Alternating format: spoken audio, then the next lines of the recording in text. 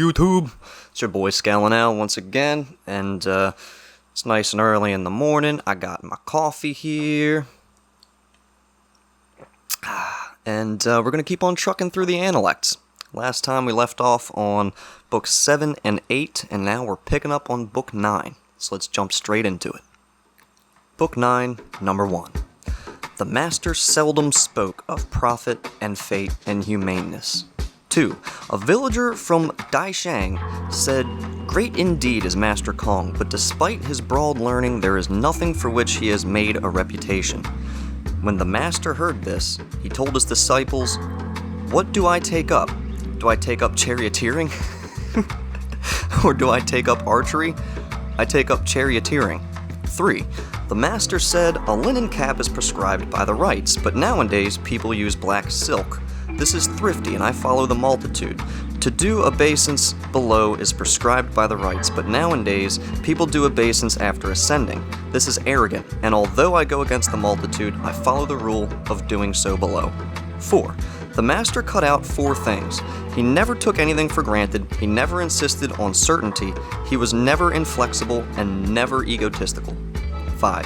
When the master was intimidated at Kwang, he said, "When King Wen died, was culture not still here? If heaven had intended to put an end to this culture, later mortals would not have been able to share in it. If heaven is not yet putting an end to this culture, what have the people of Kwang got to do with me?" 6. The Grand Steward asked Zygong, "Your master is a sage, is he not? For what about his many abilities?" Zygong said, "Certainly heaven granted that he would become a sage, but he also has many abilities." When the master heard this, he said, "Does the Grand Steward understand me? When I was young, I was in humble circumstances, and therefore I acquired many abilities in menial matters. Does the gentleman really have many abilities? No, not many." 7. Lao says that the master said, "It is because I have not yet been tried out in office that I have developed accomplishments." 8. The master said, "Do I for my part really possess understanding? No, I do not possess understanding, but if there is an ordinary person putting a question to me, although his mind seems to be quite blank, I hammer at both sides of the question and go into it thoroughly." Number 9. The master said, "The phoenix does not come, and the river does not give forth a chart. I am finished, aren't I?" 10.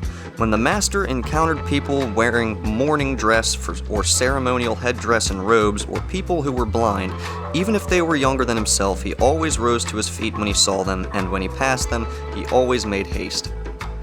11. Yan Hui, sighing heavily, said, "The more I look up to it, the higher it is. The more I penetrate it, the harder it becomes. I see it ahead of me, and suddenly it is behind. Our master skillfully lures people on step by step. He broadens me with culture and restrains me with ritual. If I wanted to stop, I could not. And when I have exhausted all my talents, it seems as if there is something which he has established profoundly. But even though I long to pursue it, I have no way of doing so at all." Number 12. When the master was gravely ill, Xilu made the disciples act as his official underlings. During a remission in the illness, he said, "For a long time indeed has Yao's behavior been deceitful. In being deemed to have official underlings when I have none, whom do I deceive? Do I deceive heaven? Moreover, would it not be preferable for me to die in your hands, my friends, rather than that I should be in the hands of official underlings? And besides, granted that I shall not get a big funeral, am I dying at the wayside?" 13. Zygong said, "Suppose there is a beautiful jade here. Does one wrap it up, put it in a box and keep it, or does one try and get a good price and sell it?" The master said, "Sell it, of course, sell it, of course. I am one who is waiting for a price." 14. The master wished to dwell among the 9 wild tribes of the east. Someone said, "They are uncivilized, so what will you do about that?" The master said, "If a gentleman dwelt among them, what lack of civility would they show?" I like that line. 15. The master said, "It was only after I had returned from Wei to Lu that music was rectified, with the Ya and the Song each getting their places." 16. The master said, "Serving the ruler and high ministers outside the family and parents and elders inside the family, not daring to put every effort into matters of mourning, and not being the worse for wine, surely these present me with no difficulties." 17. When the master was standing by a stream, he said, "Things that go past are like this, aren't they? For they do not set aside day or night." 18. The master said, "I have never come across anyone who admires virtue as much as he admires sexual attraction." 19. The master said, "Just as when making a mound, if I stop when only one basketful is needed to complete it, it will be my own stopping, and just as when leveling the earth, even if I have tipped out only one basketful, the progress made is my own advance." I like that line a lot. He's saying, every little thing that I do is of my own accord. Any little accomplishment that I make is my own, no matter how small it is. 20. The master said, "The one who does not flag when I am speaking to him is surely Hui, isn't it?" 21. The master said of Yan Hui, "Alas, I saw that he was making progress, but I never saw that he was stopping." 22. The master said, "There are times, aren't there, when plants shoot but do not flower, and when they flower but do not produce fruit?" 23. The master said, "The young should be revered, for how does one know that what is to come will not be as good as the present? If they were 40 or 50 and nothing had been learnt from them, then presumably they would not be worthy of reverence at all." 24. The master said, "Can one avoid concurring with exemplary sayings? But to make them the basis of self-improvement is considered the most valuable thing. Can one avoid being pleased with blandishments? But to unravel the motivation is considered the most valuable thing. If someone is pleased but does not unravel the motivation, concurs but does not improve himself, I can do nothing for him at all." 25. The master said, "Regard loyalty and good faith as your main concern. Do not make friends of those who are not up to your own standard. If you commit a fault, do not shrink from correcting it." 26. The master said, "The three armies can be robbed of their commander, but an ordinary person cannot be robbed of his purpose." I like that line a lot as well. 27. The master said, "It will be you, won't it, who is the one who wears a shabby robe padded with silk floss and does not feel ashamed at standing side by side with someone wearing fox or badger. Neither wicked nor greedy, why is he not good?" Xilu was always chanting these lines, but the master said, "How is such a way adequate for the achievement of goodness?" 28. The master said, "It is only when the year turns cold that one becomes aware that pine and cypress are the last to fade." 29. The master said, "The wise are not perplexed, the humane do not worry, and the courageous do not feel fear." 30. The master said, "It is impossible to study together with someone, although it is not possible to pursue the way with him. It is possible to pursue the way with someone, although it is not possible to take a stand with him. It is possible to take a stand with someone, although it is not possible to weigh things up with him." 31. The flowers of the wild cherry blow hither and thither. Truly I think of you, but your house is far away." The master said, "He never thought of her, for there really is no such thing as being far away." And so concludes Book 9. I'm going to hit my coffee here real quick. And then we can go into Book 10. So let's give ourselves a good stretch and go right into it. Book 10, Number 1. In the local community, Master Kong was rather unassuming and seemed as if he were an inarticulate person. But in the ancestral temple or court, he spoke readily, but cautiously. At court, when speaking with lower grandees, he was affable, and when speaking with higher grandees, he was forthright. When the ruler was present, he was respectful, but self-possessed. Number 2. When the ruler summoned him to receive a guest, his expression became serious, and his step brisk. When he bowed to those with whom he was standing, his hands reached out to left and right, and his robe seemed to shake as he went back and forth, and yet he hastened forward. He seemed to glide as if on wings. When the guest had departed, he always reported, "The guest does not look back." 3. When he entered the palace gate, he seemed to gather himself in as if it would not admit him. When he stood still, he did not occupy the center of the gateway, and when he moved forward, he did not step on the threshold. When he passed the ruler's position, his expression became serious, and his step brisk, and his words seemed inadequate. When he ascended the hall, holding up the hem of his garment, he seemed to gather himself in, and he held his breath and seemed like someone who was not breathing. When he came out, having descended one step, he wore a more relaxed expression and seemed relieved. When he reached the bottom of the steps, he hastened forward and seemed to glide as if on wings, and when he returned to his position, he looked respectful. 4. When he held the jade tablet, he gathered himself in as if he could not cope with it. At the highest, he held it as if he were bowing, and at the lowest, as if he were making a presentation.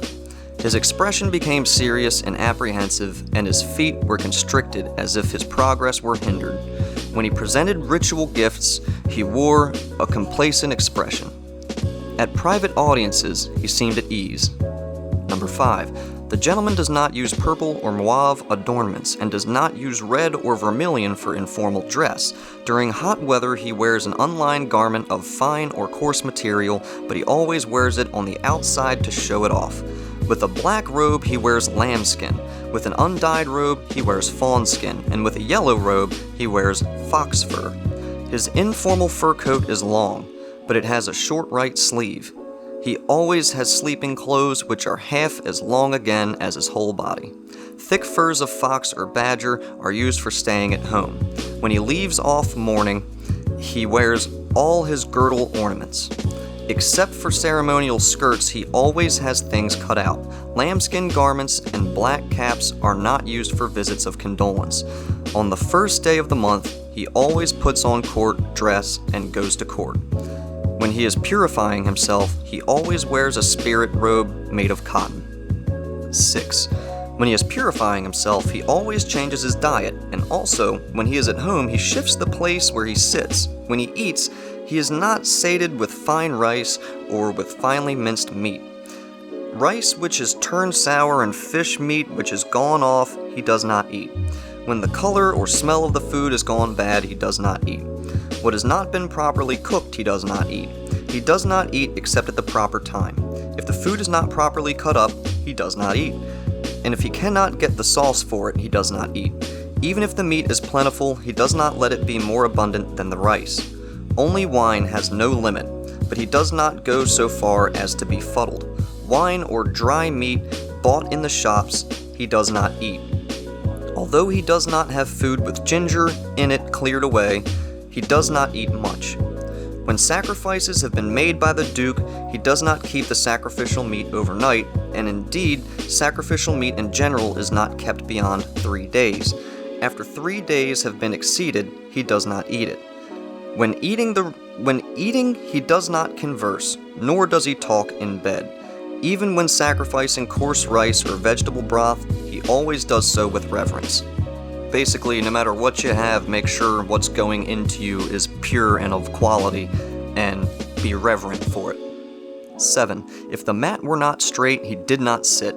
When the villagers were having a drink of wine, he left when those who carried walking sticks had left.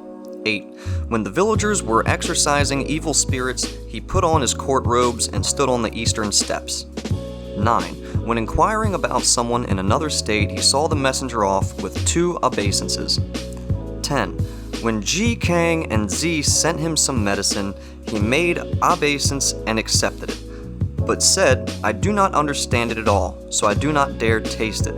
So he took it, but didn't actually put it into his body. Thanks, but no thanks. 11. When the stables caught fire, the master, on returning from court, said, "Did anyone get hurt?" He did not ask about the horses. You gotta ask about the horses, man. You gotta give a shit about your horses. Number 12. When the ruler bestowed food upon him, he always adjusted his mat and then was the first to taste it. When the ruler bestowed uncooked food upon him, he always offered it up after it had been cooked. If the ruler bestowed on him something still alive, he always reared it. When he was in attendance at a feast given by the ruler sacrificed and then started on the rice. 13. When the ruler came to see him when he was ill, although he had his head to the east, he had his court clothing put on top of him, with the sash hanging down. 14. When he was summoned by the ruler's command, he set off, not waiting for the horses to be yoked to his carriage. 15. When he entered the grand temple, he asked questions about every single thing. 16. When a friend died, if there was nowhere to restore him to, he said, "It is up to me to organize the funeral." Before a gift from a friend, even if it were a carriage or horses, he did not make obeisance as he would have done it had it been sacrificial meat. 17. When in bed, he did not adopt the posture of a corpse. When at home, he did not adopt the attitude of a guest. I like that. So he's not lazy and he doesn't take anything for granted. 18. When he met anyone wearing mourning garb, mourning, even if he was on familiar terms with them, he always changed countenance. If he met someone wearing a ceremonial cap or a blind person, even if he was in informal attire, he always adopted the appropriate demeanor. Anyone wearing mourning attire, he would bow to, touching the front bar of his carriage, and he would do the same to anyone carrying tablets. Whenever sumptuous delicacies appeared, he always changed countenance and stood up. When there was a sudden clap of thunder or the wind turned violent, he always changed countenance. 19. When he climbed into a carriage, he always stood straight and grasped the mounting cord. Inside the carriage, he did not face inwards, did not speak hastily, and did not point. 20. It rises up at the appearance, hovers about, and then settles. 21. He said, "How timely is the pheasant on the mountain bridge." Xilu showed his reverence for it, but it flapped its wings 3 times and rose. And so concludes Book 10. But you know what? We're on a fucking roll, so why stop at Book 10? Let's keep trucking. Let's go to Book 11, eh? So, Book 11, Number 1. The master said, "Those who first approached me were rustics as far as rites and music were concerned, and those who approached me afterwards were gentlemen as far as rites and music were concerned. If I put them to use, I follow those who first approached me." 2. The master said, "All of those who accompanied me in Chen and Chai do not reach my door." 3. Virtuous conduct. Yan Hui, Min Zai Kan, Ran Bai Nu, and Zonggong. Speech. Zai Wo and Zai Gong. Administration. Ran Yu and Xilu. Culture and learning.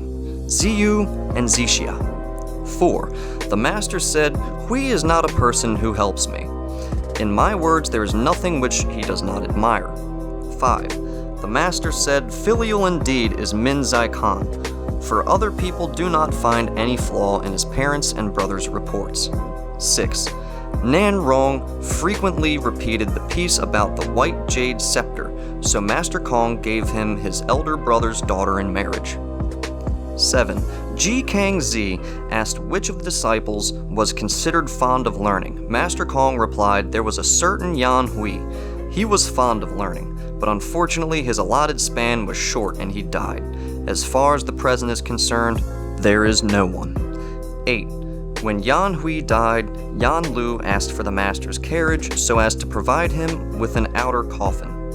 The master said, "Talented or untalented, to be sure each person talks about his own son." When Li died, he had an inner but not an outer coffin. I would not go on foot in order to provide him with an outer coffin, for since I follow after the grandees, it is not proper for me to go on foot. 9. When Yan Hui died, the master said, "Alas, heaven has bereaved me, heaven has bereaved me." 10. When Yan Hui died, the master became distressed as he bewailed him. His followers said, "Master, you have become distressed." "Have I?" he said. "Well, if that man is not to be the object of my distress, then for whom am I to be distressed?" 11. When Yan Hui died, the disciples wanted to give him a lavish funeral. The master said that it would be improper, but the disciples gave him a lavish funeral. The master said, "Hui looked upon me as a father, but I have not been able to look upon him as a son. But it is not because of me, it is because of these gentlemen." 12. Xilu asked about serving ghosts and spirits. The master said, "If one is not yet capable of serving men, how can one serve ghosts?" He ventured to ask about the dead, and the master said, "If one does not yet understand life, how does one understand death?" 13. When they stood at his side in attendance on him, Min Zaikan looked upright. Zailu looked resolute. Ran Yu and Zigong looked courteous. The master was happy. A man like you will not attain his span of years. 14. When the men of Lu were working on the long treasury, Min Zaikan asked, "Why not restore it?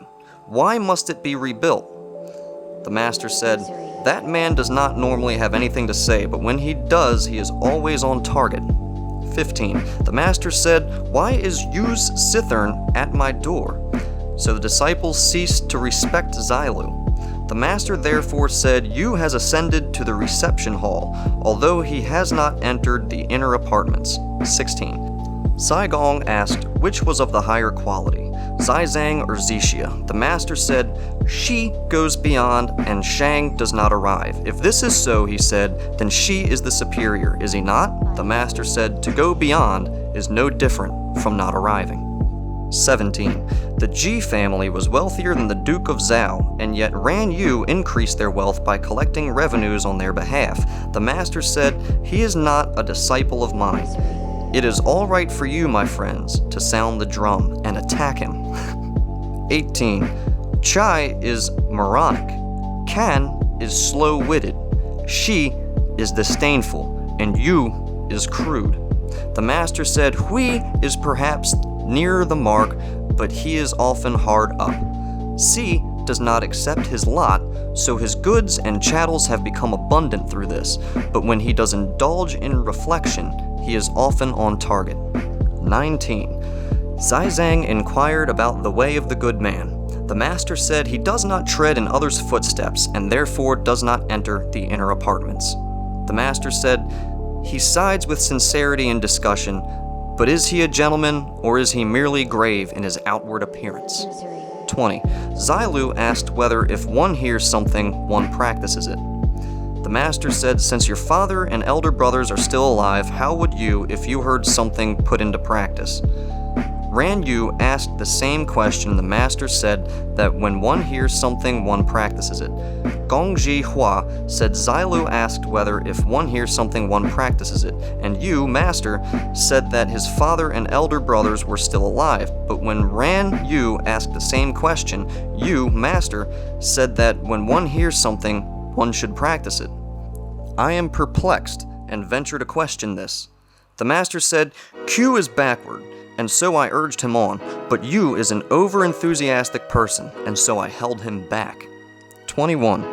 When the master was intimidated at Kuang, Yan Hui fell behind. The master said, "I thought you were dead." He said, "While you were alive, master, how shall I presume to die?" 22. Ji Zuran asked whether Zailu and Ran Yu could be called great ministers. The master said, "I thought it was unusual people you were talking about, but instead it is only Yu and Q you ask about. What I call a great minister serves his ruler in accordance with the way, and when it is impossible to do so, he resigns. Now Yu and Q may be described as ministers appointed to make up the number." He said, "If this is so, then are they the sort of people who are always obedient?" The master said, "If it comes to assassinating their father or ruler, they would surely not obey." 23. Zailu had Zigao made steward of Bai. The master said, "He is injuring another man's son." Zailu said, "There are the people there, and there are the altars of the land and grain there. Why must one read books before one can be considered to have learnt?" The master said, "This is why I hate those who have persuasive tongues." 24, and this one's a doozy, so hold on to your seats. Zailu, Zhenxi, Ran Yu, and Gongxi Hua were seated in attendance when the master said, "Although I am a little bit older than you, don't take it into account. Since you are out of office, you say that you are not appreciated. But if someone were to appreciate you, how would you in fact behave?" Zailu promptly replied, "If there was a state of 1,000 chariots, precariously situated between major states which attacked it with their armies so that it suffered famine, and if I were to run it, then before 3 years were up, its people could be made to have courage and furthermore to know which way they are going. Our master smiled at him. Q, what about you? He replied, if there were a state of 60 to 70 or maybe 50 to 60 li square and I were to run it, then before 3 years were up it could be made to have a sufficient population. But as for its rights and music, they would await a gentleman. And Chi, what about you? He replied, it is not that I would say I am capable of these things, but I would like to devote study to them. At the ceremonies in the ancestral temple or at diplomatic gatherings, I should like to play the part of a junior assistant there, dressed in the appropriate cap and robes. Dion, what about you? He was playing the zithern, and when the sound of the instrument stopped, he put it aside and got up and replied, it is different from the choice of these 3 gentlemen. The master said, what harm is there? Surely each man states his own ambitions. He said, in late spring, when the spring robes have been made, with 5 or 6 capped youths and 6 or 7 uncapped boys, I would bathe in the Yi, feel the breeze at the dancing sacrifice, and return home chanting. Our master heaved a deep sigh and said, I am on the side of Dian. When the other 3 left, Zhang Ji stayed behind. What about the remarks of these 3 gentlemen, he said. The master said, surely each man was stating his own ambitions, and that is all. He said, why did our master smile at you? Y-O-U with a capital Y. He said, if one runs a state, one makes use of the rights. In his remarks, he showed no deference, and so I smiled at him. In the case of Chu, it was not a state, was it? Where have you seen a domain of 60 to 70 or even 50 to 60 li square, which was not a state? In the case of Qi, it was not a state, was it? As for ancestral temples and diplomatic gatherings, who were they for if not the rulers of states? And if Qi were playing a small part in such matters, who could take a major role? And so ends Book 11, and we will begin Book 12 next time, because I think this is a pretty juicy episode here. So please go visit our main show, the Podunk Punks. If you like what you hear, donate to our Patreon, and hopefully we'll see you there.